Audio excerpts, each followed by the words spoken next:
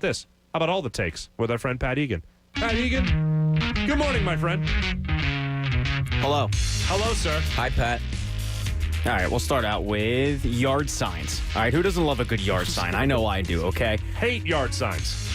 You like a good yard Oh, sign. I love a good Especially yard in sign. What's a good yard sign? If it's not politically, No, those are the best ones, all right? You support a political candidate, you let the whole neighborhood know. You're changing hearts, you're changing minds. Make a stand. It's a yard sign. I Okay. myself remember back in 2008, Bob. Thank you for asking. You know, Mary across the street's going for McCain, but Frank, 2 houses down, is going for Obama. Who am I going to vote for? Because I like both of them. Yeah. Well, Mary made me cookies, so McCain got my vote. But look, I'm rare for my love of political yard signs. All right, outside of my house right now, you can find a nice Mondale 84 sign. All right, letting everyone know I'm with Walter. What the hell's wrong with you? Some people, however, get really upset that their neighbor might actually support a candidate they don't like. I introduce you to Tammy Trump. She is a supporter who saw her neighbor with a Biden-Harris sign and wasn't having it. Wait, her name is actually Trump? No. no, he made that up. I made that up Yeah. for the sake of the story. You got to work on your sarcastic tone. Yeah. Now, if you sarcastic really tone. pay attention, you'll catch it. I'll do it again. I'm tuned in, Pat. I introduce you to Tammy Trump. Is that better? Yeah, it's like a TV commercial, but Yeah, you're not really doing Yeah, it right. not really Yeah. selling me on Her it. name's probably Julia. Who cares? I Tammy introduce Trump. you to Tammy Trump. Tammy Trump supporter, all right, who saw her neighbor with a Biden-Harris sign and wasn't having it. She grabbed her HOA bylaws and went storming to her neighbor's door. Take a listen. Hello, can I help you? I want to show you something. I'm sorry, I can't come to the door right now. Get out your neighborhood bylaws. It's section 5.20. No signs shall be in the yard. If you don't take this Harris-Biden down, I will sue you. And I was going to have you sell my house, but that's not going to happen now, and you're going to lose a lot of business because of this crap. Yeah. So she's going to sell her house, but the Biden-Harris woman's not going to get that business. That's unfortunate. When the news asked her lawyer to speak on the case of the yard sign, he had this to say. It's an infringement on your constitutional rights. It's outrageous, egregious, preposterous. So she's upset. And she Well, doesn't she lawyered share- up well, though. She did, Yeah. but she does not share my love of yard signs. Yeah, there's a lot of yard sign right there. One of my favorite things from the summer, just because I love America's diversity, has been the shore house that everybody has posted a picture of on social media. Where I think the top people that run the place, I don't even know if Right. they're renting it or if they own it. The top people are like Trump people, and the bottom people are Biden people. Yeah. And they just got signs galore. We walked by Flags it all over the every place. day down the shore. It's in 'Cause Ocean City, it was right? it was right near where Don and I rent down the shore, and we walked by it every day and just chuckled. God bless Dude, America. We chuckled. In all honesty, did they get along? I don't know. I don't know. I Because didn't there was, knock on the door and ask. there was a story of neighbors in Texas who one was for Trump, one was for Biden, and the whole story was about the fact that they get along. About, oh my Yeah, you God, know why is you the can story? actually have different political Exactly, views 'cause it was a rarity. and not hate each other, but this one not so much. All right, we'll move on to the Tennessee Covids. They hammered the Buffalo Bills yesterday, 42-16. Wow. This was Tennessee's first game since 25% of the team contracted the coronavirus. And their quarterback Ryan Tannehill had some interesting things to say after the game.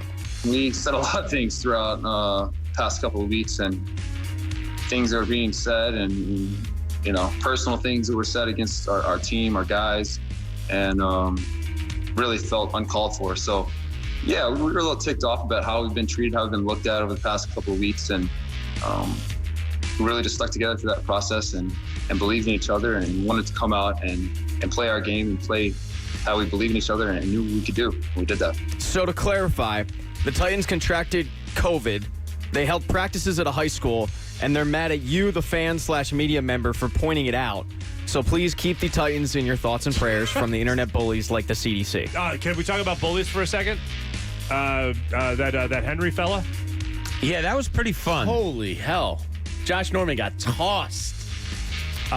He's still flying through the air on that NFL blitz style stiff arm. So that became a meme immediately, and it said Titans, and then Josh Norman was CDC guidelines. All right, no. Now here's my other thing. Pat, was that your next thing and all the takes? No. Oh, okay. No, but I like the community all the takes when you guys include some stuff like that. That's great. I didn't include it myself, but Yeah, that's embarrassing for Josh Norman. You hate to see it. And how about this Tuesday Night Football? Tuesday Night Football, the second time, so back-to-back Tuesday Night Footballs, 10 years apart. Sean McDermott and Leslie Frazier were facing off against each other. Wow, that's good Tuesday Night Football knowledge by you. I know sports, whatever. And Sean McDermott got beaten both of them. Beaten badly, but yeah. So and did you hear who was on the national telecast last night? Yes, Tom McCarthy. Our friend Tom McCarthy. T-Mac. Yeah, getting it done. No Thursday Night Football game this week, though. That's a good move by them. Smart. I don't like it, but it's a good move. Yeah, I'm not not that the Thursday Night Football game's ever good, but Thursday Night Football's been kicking ass this year. I like watching it. I do like it. Ratings-wise, it's been like a juggernaut. But it's the smart thing to do. It's been a juggernaut because there's nothing else.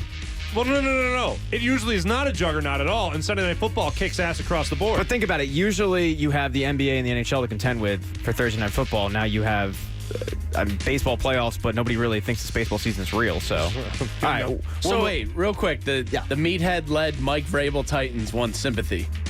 Yeah, apparently. For almost ruining the NFL season. And that's what I love. I love the fact that they banded together because they were getting picked on. Aww. Oh, God, good for them. I can't stand Mike Vrabel. All right. Le'Veon Bell got released. If you missed our interview with Adam Schefter moments ago, Mark, you asked him if the Eagles would kick the tires. Here is what he had to say. Yeah, I would think they would kick the tires.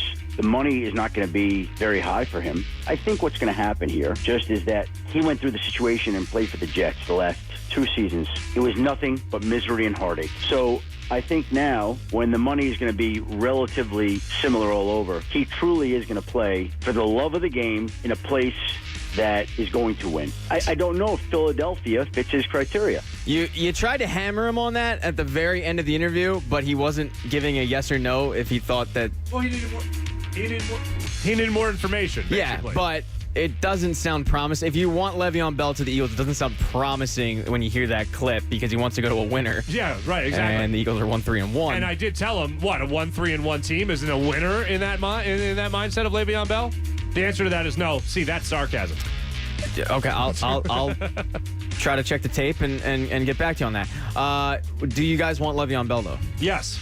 I would take Le'Veon Bell on this team right now if it was just, hey, do you want Le'Veon Bell because he wants to come here? I'd say yes, absolutely. Yeah, me too. I'm in. Why not? Why not add some talent back there? I got to assume he's better than a Boston Scott right now. Yeah, I'll give the numbers again. For the people that are all the way in the back that haven't heard the numbers yet, okay? And this is our friend Mike Mulhern, NBC Sports Philly, put out the numbers. Miles Sanders, 73 touches this year. Now, that's obviously since he started playing in week 2.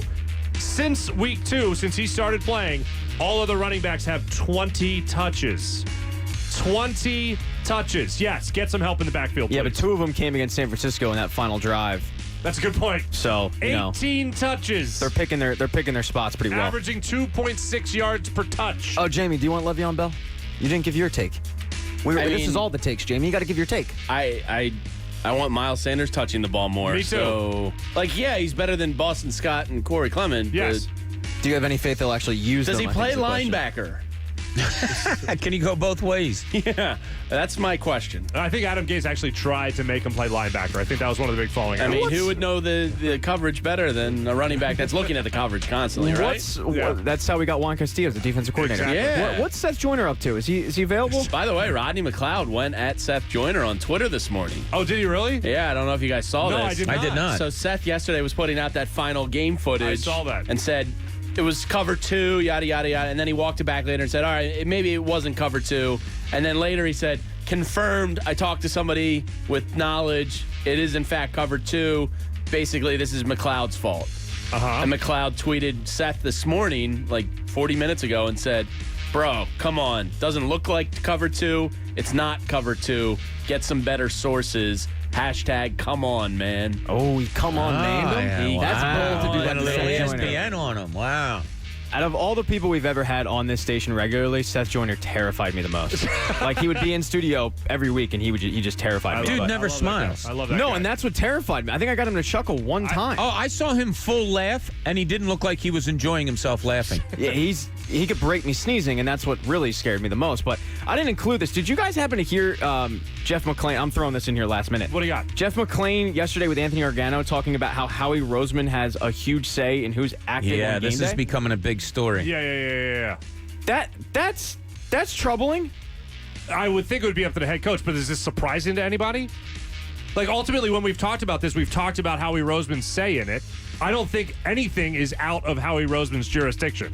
Who The fact is that- running this football? The fact that Howie that Roseman. guy, Howie Roseman. though, the vanilla chocolate pepperoni sausage guy, is deciding that J.J. Arcega-Whiteside is good to go. Yes. And Greg Ward can wait till 6 weeks because Mac Hollins is coming in with retro jerseys. And looking back on it now, 2 weeks ago, Jeff Skversky put out a video that he later deleted because Yes. of all the attention he Yes. got. And it was Doug Peterson and Howie talking on the sidelines of like a Wednesday or Thursday practice. Oh, he was ripping in on. And Doug was kind of pointing back at the build. You couldn't see what they were saying, obviously, because it was far away. But it looked like I don't want to say heated, but a passionate discussion between the two of them. Look, And it was almost like Doug was like, look, I'm reading body language here, but it was almost like he was pointing back at the building, kind of like, this is my domain. Like, it seemed This like is my yard. This is my domain. That's your house. That's your domain. Yeah. Yeah, And I wonder if some of that is what Jeff said. Who runs the Eagles? Let's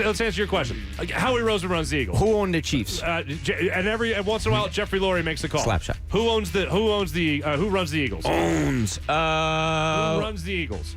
God, I would hope that it's separate. I hope Howie Roseman runs the front office and Doug Peterson runs the field. Well, Eagles. that's the way it should be, That right? sounds I would great. I doubt that's the case. I don't think that's the case. What's terrifying is in Philadelphia, we're lucky in the sense that we have two owners in Middleton and in Laurie who realize they're not the sports guys. But Lurie does meddle. So a little bit he does, but they're He not makes going draft to. picks. They're not going to jump in there and Jerry Jones the situation. In that sense, we're lucky. But they put their faith in the wrong guys in Andy McPhail. Who and has the most power in the Novacare complex? most power. Who has the Jim's most got to power? be. No, I say Howie. Howie Roseman. But I the don't think Joneses it's- Steph draft, Joyner. The Joneses draft okay. Yeah, they don't do that. Laurie should never get involved with player evaluation. I concur. That's why I said that they put their faith in the wrong people. When I All see right. him go to the Senior Bowl, I cringe. He's a football guy. According to a report, the NBA is looking at a January 18th start for next season. This would once again have the season ending in October. If this becomes the new norm, do you like the shift in the sports calendar? I wish still the NBA would start closer to Christmas or on Christmas. I don't like the idea of starting later than that. What was it, January 18th, you said? Yeah. Yeah, that's a little too late for me. Yeah, I would love the Christmas start. Yeah, if they're going to do I that. always thought hockey starting in September was the dumbest thing ever. No, it starts in October. Yeah. All right, October, late yeah, September, early October. It Whatever. starts in early October. Yeah, I was thinking about this yesterday about how they kind of get back on track, and I thought they won't do this, but instead of an 80-game season, 65, 70-game season. Or Cross your 70-game fingers. season, yeah. Cross your fingers for that. Zach Grienke is an interesting guy. The Athletic did a great piece a while back interviewing his teammates on the various things that make Grienke unique. Like, for example, he has a tendency to yell to his catcher and thus the batter what he's actually going to throw. The guy doesn't give an FCC violation. Well, Grienke was asked about playing without fans in the stands, and most athletes would give a cookie-cutter answer, Sure. right? Quote, it's unique, and we certainly miss the fans. We look forward to getting them back in the stadium, home field, yeah. Well, Grienke didn't do that. He said, quote, "For me, it's nice not having fans in the stands because there's no one trying to talk to you and ask for autographs and wanting to take pictures and all that stuff. Oh. I don't like any of that stuff. While the Astros are a bunch of cheaters, Grienke is an absolute gem that should be cherished." What the hell's wrong with that guy?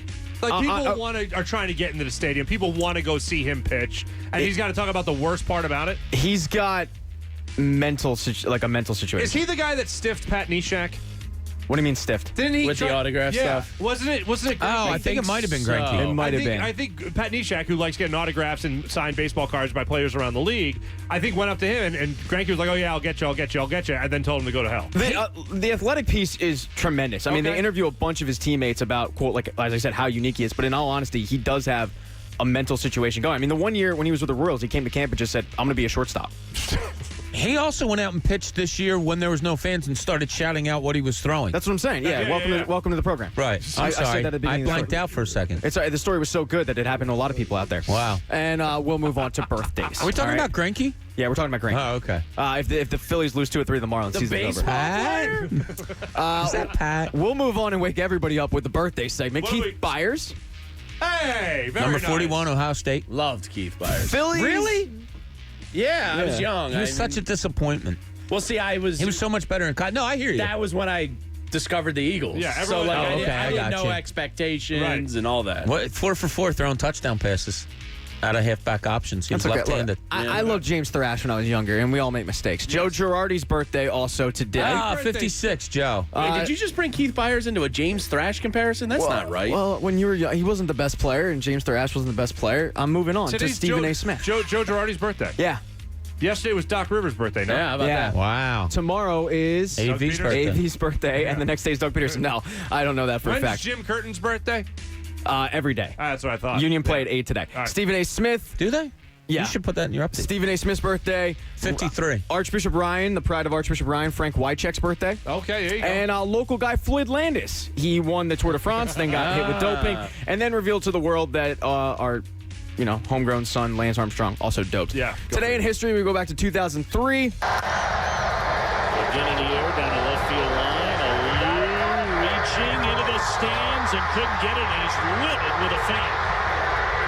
We got introduced Is this to Bartman? Bartman. Ah. Poor guy. Oh, wow. Yeah, terrible. I still feel bad for that guy. I know. And all. Yeah, and then this was from 2008.